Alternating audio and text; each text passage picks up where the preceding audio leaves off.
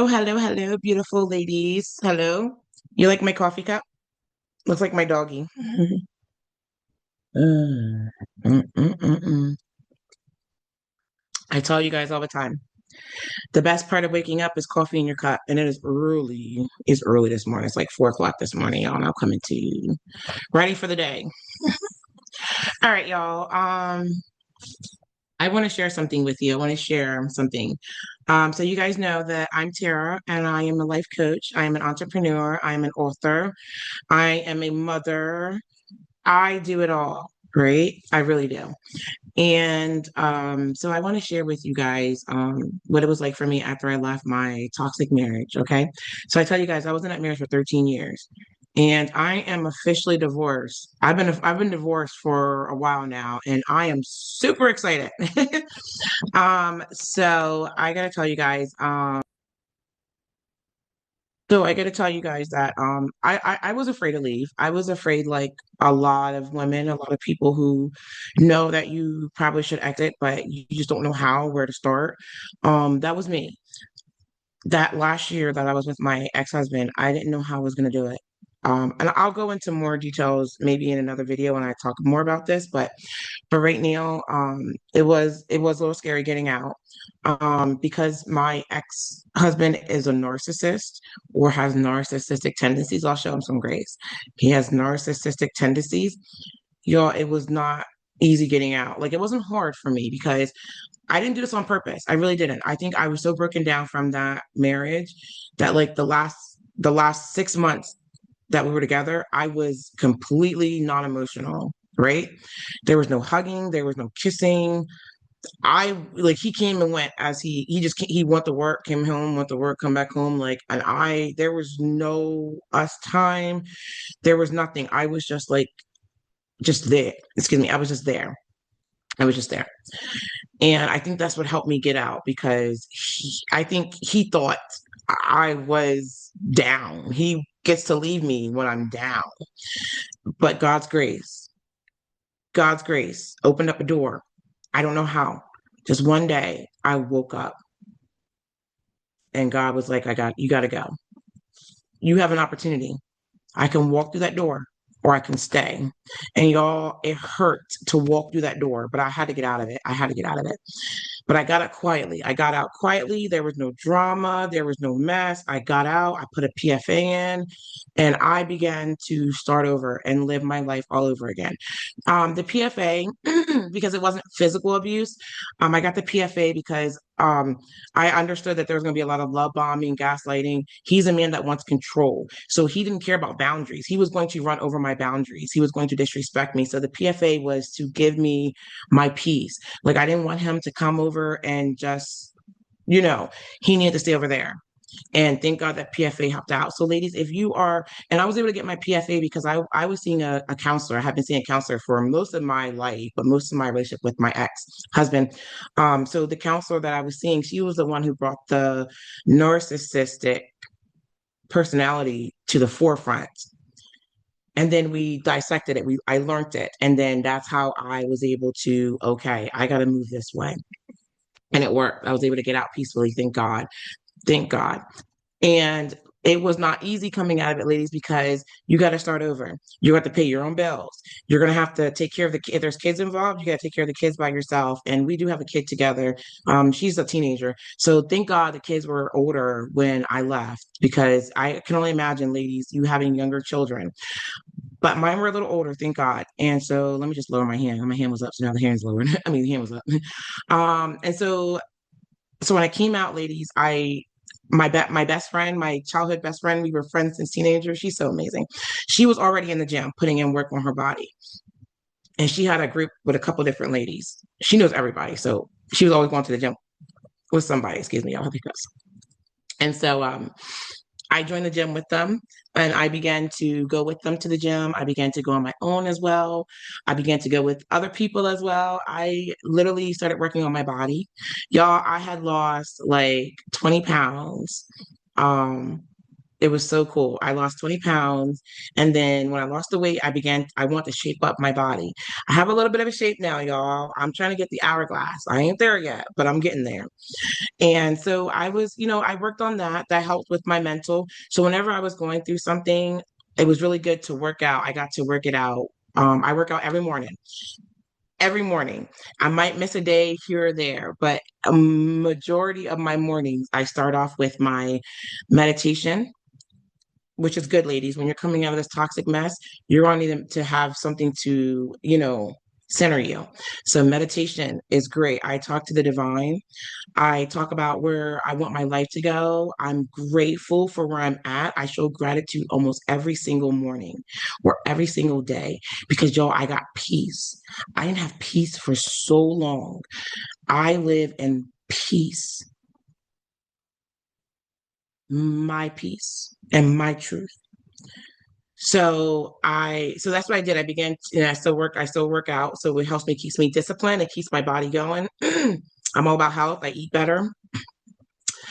Um, I'm an entrepreneur, so I have my own job. I mean, sorry, I have my own business. Ugh. That is my bread and butter. But y'all, business isn't always like certain times of the year, certain seasons, business isn't always that good. So I knew I had to get a second job. So what I did, but I knew that that job had to work around my children's schedule because I am very present for my children. I have two girls, and they both play basketball. My babies are so good. They both play basketball and they both are doing really great in school. They are so amazing. I'm so proud of them. And I hope they watch this video one day and see what a proud mom I am. Not because of their performance, but because they have a heart of gold. They're very understanding and they're very compassionate, man. I could not have asked for better children. Now, they get on my nerves. I mean, we don't argue. Just that young one. We go at it, y'all. But the growth and we're all growing together as a unit. And since my ex is out the picture, we all have come closer and we realized he was the one that was starting so much chaos that kept us divided. So once he left, we were able to come back as a unit. So y'all, I've been working on improving us as a family. I'm working on and like I said, my part-time job is a virtual assistant. So I get to do my work from home. I only go in on Saturday mornings for a few hours. Like y'all, I love it. Like so I'm able to sustain myself financially.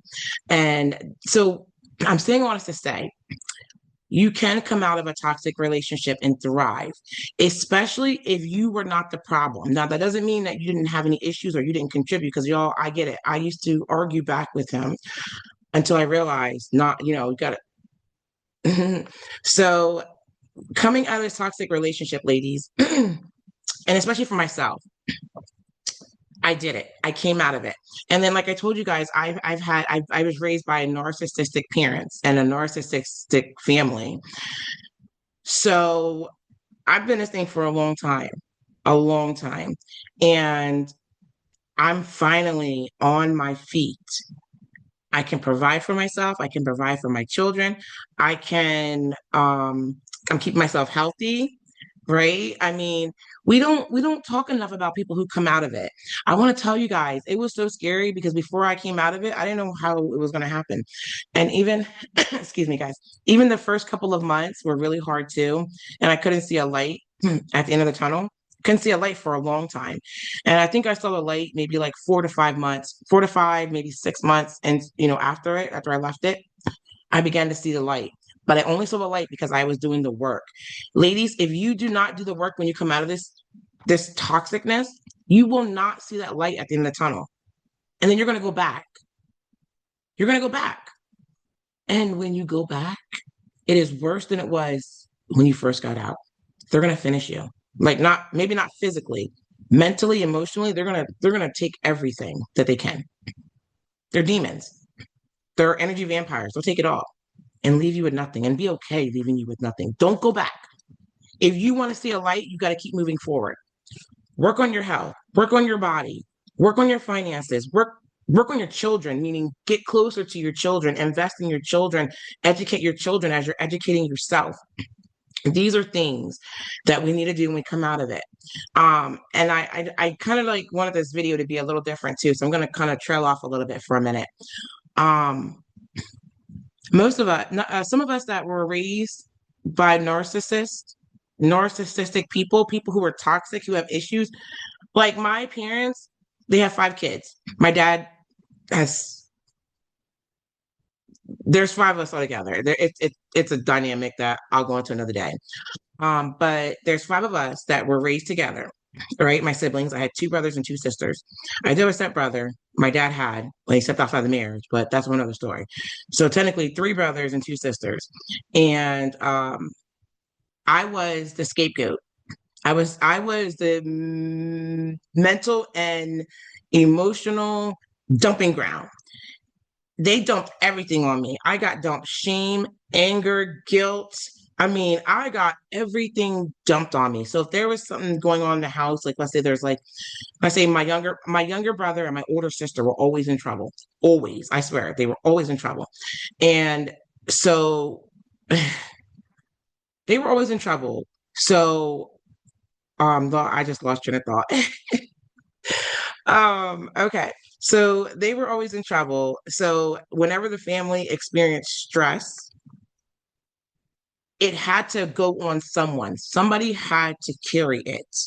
And I was always the one who was involuntarily designated for that. And that went on into my adulthood. Y'all, even to this day, they are trying to reach out to me. I don't have any contact with them currently because you can't. They're toxic. Y'all, the things that they be saying to me, like the last conversation I had with my dad was probably like 3 weeks ago. Maybe, yeah, three. It was like maybe like right before the new year. And I had to cut him off. Yeah, because he just made the chopping block. I had to cut him off before I got into this new year. When he couldn't control me over the phone, one thing he said to me was, and I was being respectful. I'm always respectful to my parents. And one thing he was saying to me was, that I needed to reach out to my family. And I'm like, why would you want me to reach out to them when they don't like me? Dad, they hate me. You know this. Why are you making me reach out to them? He's like, I said, they don't reach out to me. He says, well, they say the same thing about you. So I don't know who to believe. And I was like, well, that's okay. I'm used to taking the blame. I'm used to it being Shatara's fault. This isn't anything new. And then that's when he, no, no, no, no. And then he got quiet. He says, we need to bring you back to Jesus. We need to bring you back to Jesus.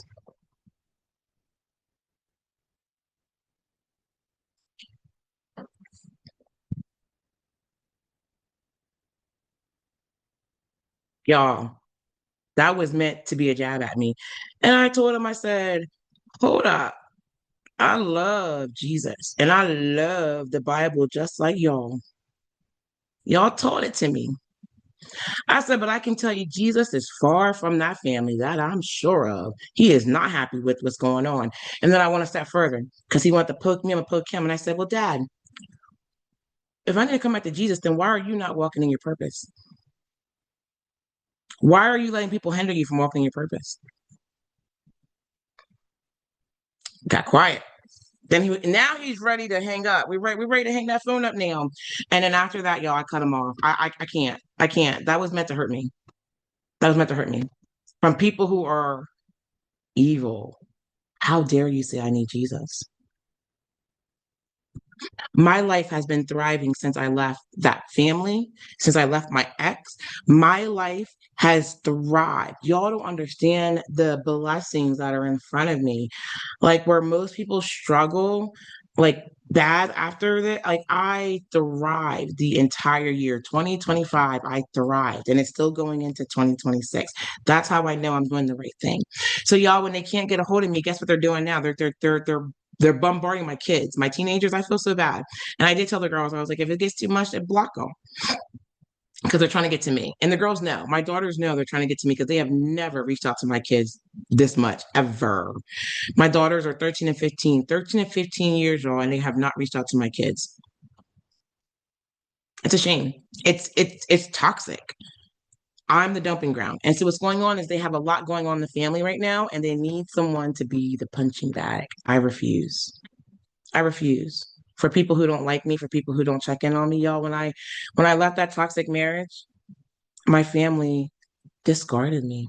They believed the lies that were told by my narcissistic ex, who has not talked to them at all until I left. Then he wanted to contact my parents. They believed it. And it hurts because it's like, I already talked to y'all before I left him. I told y'all. So why would y'all entertain it? Toxic. Anything to hurt me, they will use. So I feel like we don't give enough credit to those who escape, those who come out of it. And not only do we come out of it, but we want to inform you guys. We want to educate you guys on what is out there, what you're going through. We don't want you guys to have to feel stuck. If we went through it, try to learn from us, take a page out of our book. But we don't, I was looking up videos a while ago on YouTube, like, okay, how is a scapegoat after they leave? How is a black sheep after they leave the family? How is the woman who left a toxic marriage being the dumping ground? And that's why I tell you guys, when I was surrounded, my family raised me to be a dumping ground. And then when I met my husband, he was like, yes, she is already a dumping ground. So I had my family dumping crap on me. I had my ex dumping crap on me. And then I had the children, because they're children and they're dumping on me, but I can handle the children but no reason why adults should be dumping on you. They dump on me, then they discard me. And then when I leave them alone, then they want to pull me back in. No, that's toxic. We on this merry-go-round and I'm getting off. I got off. Y'all, I got off. I am not getting back on that ride. I'm not getting back on it. It takes my peace. Right. So we don't talk enough about people who come out of it. But y'all, when we come out of it, we thrive. We thrive. Man, when I left that relationship, I had a glow up. My glow up. It was natural and it was so nice. My glow up was nice.